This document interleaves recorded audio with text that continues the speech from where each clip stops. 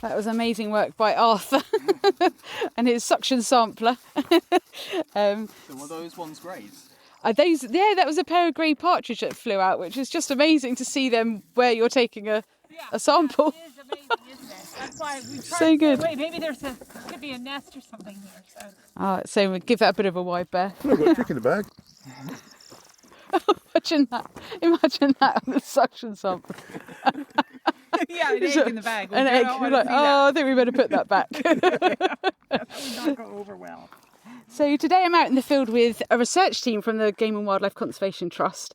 We've got Julie Ewald. Yeah. We got Arthur, who's an intern from a university. He's out doing some field work, normally data crunching in the office. And we've got Stephen Morby. Have I got that right? Yay, brilliant. So, guys, it's lovely to see you here. And I'm going to probably do this in parts because we're rushing from one field to the next. Yeah. But you are here for a really exciting long-term study called the Sussex Study. Yeah. And I believe this is the 56th year of... This is the 56th year. This is the 56th year of collecting information on insects and arable flora. But Steve and I, no matter how old we look, we didn't start off on that 56th year, 1970. We came later. So how long have you been doing it, Julie? I've been doing it, this will be my 29th year because I came in 96. And what's your role at GWCT? I'm a principal scientist in GIS and farmland ecology. Amazing. And Steve, how many years have you been doing this now? Well, I started here in 1983. Oh my goodness. So however many that is. I was just 5 years old. And Arthur probably wasn't even born. He wasn't even twinkle now. Probably even married. And what's your role, Steve? I'm the entomologist. Entomologist. So do you go through all of the data, all the samples that are collected? I do all the Sussex samples and quite a lot of the other ones. Lovely. And so the Sussex Study's been running a long time. We know that Dick Potts was integral to setting up, and I know that anyone who you just encapsulated that by this lovely smile that shone from your face then, that Dick Potts holds a special place in a lot of people's hearts, doesn't he? Yes, he really does. And so he set up this study many years ago. Yeah. Mm-hmm. And why did he set this study up? Why was it so important to do? Well, it started off with some of the guys at North Farm. So, they had identified the fact that their partridges weren't producing enough chicks really to keep the shoot going. Mm-hmm. And they collaborated with the Game Conservancy, as it was then, to start looking into why. Mm-hmm. And so a lot of things have come out from the things we've learned here. So conservation headlands, some of that early work was done by Dick and some of the guys on North Farm, looking at different areas with lower pesticides along the edges of fields. So, we monitor here, but and we don't try to interfere. We just see what the farmers are doing. I think that's really important, that the farmers do what they're going to do, mm-hmm. and we monitor it, because that's the strength of the study, is that we can say, this is whatever you may say with whatever the government decides, this is actually what's happening on farms. Absolutely. So it's like all about the policies and, the conservation options that are given to farmers and whether they're taken or not. So it's longest running monitoring project in the world that measures the impact of changes in farming on the fauna and flora of arable land. So that's always going to be influenced by government decisions, isn't it? Yeah. And so, at the time when Dick started this and the guys started this, we weren't in the Common Agricultural Policy. We went into it later on, and then now we've come out of it. So it's there's a lot of full circle going around. So fascinating, isn't it? And so we've just heard Arthur with the suction sample. He got the short straw today, and you're carrying around it's a massive backpack. You look like a Ghostbuster at the moment. That's what I was saying before. You've got this huge backpack with like a little generator on it, haven't you? And a massive kind of suction sampler, like tube that's coming off almost like a giant leaf blower, but it's sucking, isn't it? And a big filter on the end that's sucking up.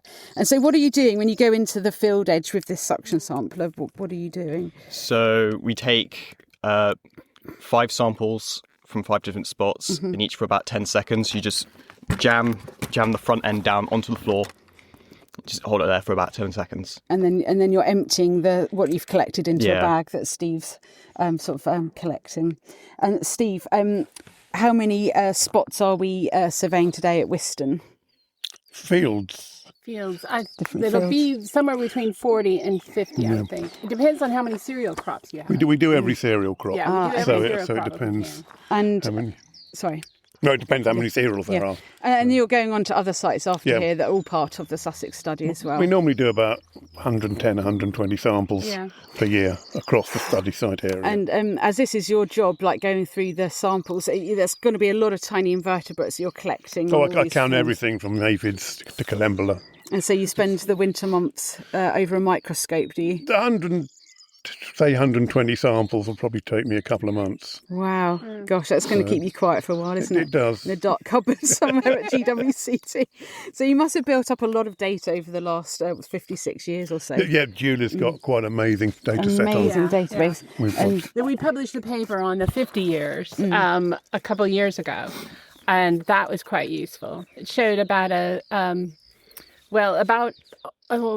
third overall, about a third decline. But if you look just at the insects, then that's a little bit more decline. The ones that would be chick food, that's more like 60% decline. Wow. Okay, so that's quite significant, isn't it? And you get these, because it's 50 years, you can see ups and downs. Yeah. And there have been ups and downs. And that's the really important thing about these long-term studies, isn't it? That you can see that, if you were just taking a sample once every 10 years, you wouldn't get the full picture of everything that's happening. But because you're doing every single year in the same spots, that's important, isn't it? So can the data that you're collecting help influence landowners and farmers to make good decisions? I think it does.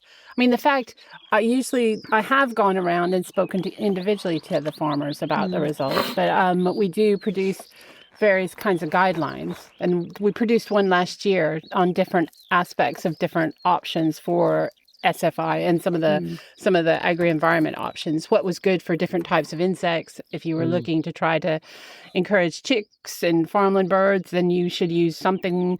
Certain things like some of the conservation headlands are good, or some of the margins and particularly different mixes can be really good. But if you're looking for, and that's also good for integrated pest management as well. Absolutely. So different things, and just for different people. Some people have a different idea of what they want on their farm, so they need to, put in what's useful for that. Of course, everyone's got their own sort of challenges and things that they're up against, and different soil types and weather, and every year is going to be different, isn't it? Yeah. And so what are the main themes that have come out of this project that, there's probably a lot of main themes that have come out of this project. It's a huge subject, isn't it? Okay. Insecticides kill insects. I mean, you could probably have figured that. But even if you use it this year and then you don't use it the following year, there'll still be fewer insects than if you hadn't used it. So there's definitely a kind of population level. A residue that stays. Well, it's not a residue of the chemicals. You shouldn't think that. Okay, it's the impact of... It's the impact on the population of insects. You can measure it for more than 1 year. The other thing that we tend to find is mixed farming is always better for wildlife, we would say. So having livestock in with arable. Rotations. Always useful. They tend to bring up some more interesting things out of the soil in terms of arable flora. Well, the farming and the cropping is more mixed on those farms rather than great block farming, where you get massive areas of winter wheat or winter barley, which is brilliant for the insects.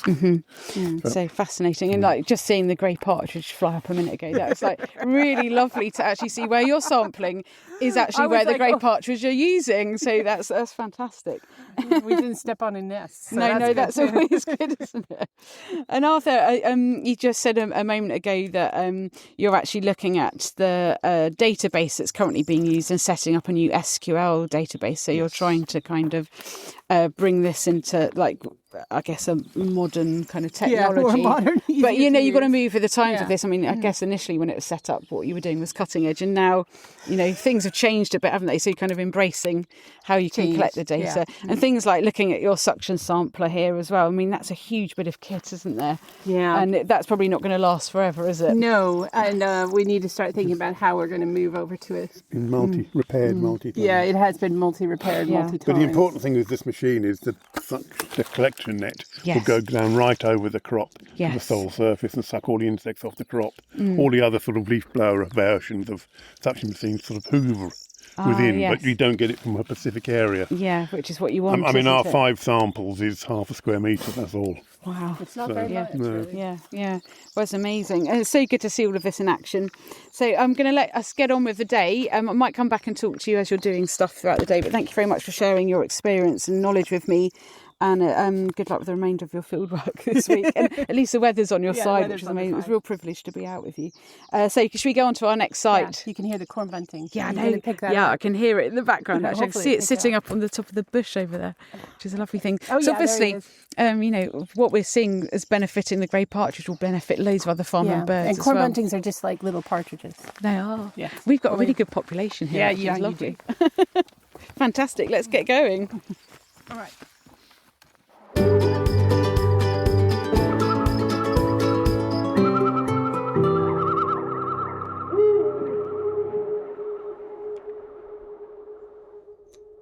I hope you enjoyed this bite-sized episode. We did go and sample lots of fields during the rest of the day and found the beautiful Venus's looking glass amongst other stunning arable wildflowers. That was the first time I've seen it on site, so I was particularly pleased. Due to the sound of the suction sampler drowning out our discussions, I've decided not to use these recordings, but you can find out more by searching on the GWCT's website for the Sussex Study. Huge thanks go to Julie, Steve and Arthur for taking some time to talk to me on an incredibly busy schedule.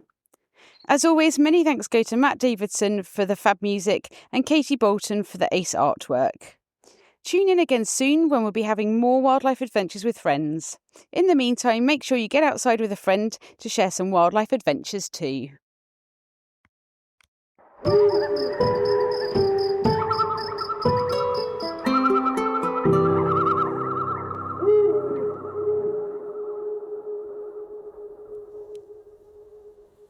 Thanks to Leica for sponsoring the Wandering Ecologist podcast. I've been a Leica user since the very beginning. Whether I'm monitoring stone curlews or barn owls or conducting a dragonfly survey, I rely on their precision. With over 120 years of crafting premium optics, Leica brings exceptional clarity even in low light. The close focusing range reveals fine details others miss, and the rugged waterproof design means they keep going, whatever the weather. German engineering trusted in the field, and craftsmanship I can count on.